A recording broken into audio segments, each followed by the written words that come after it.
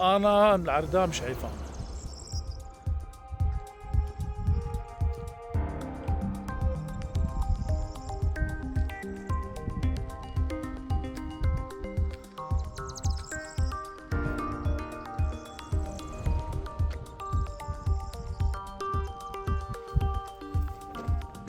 تصورا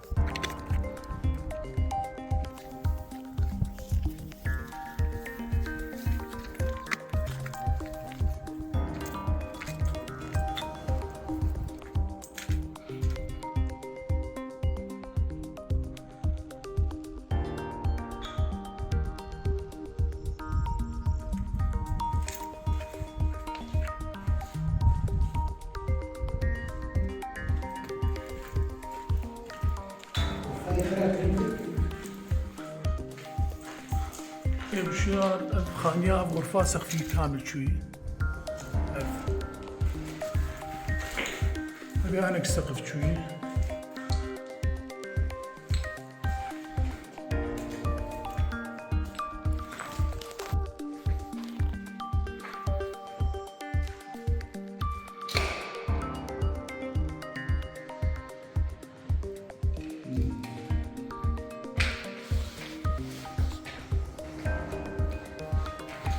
الخانية منه.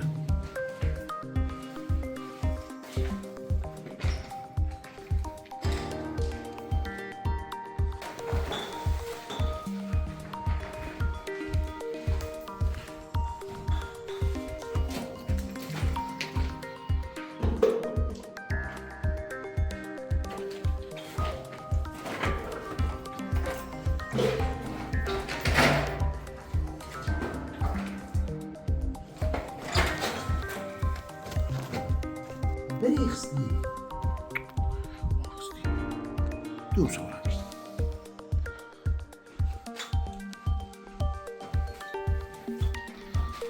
أحمد. برمي بيسوى نبيا كنت بحس مش اسمي الكتبة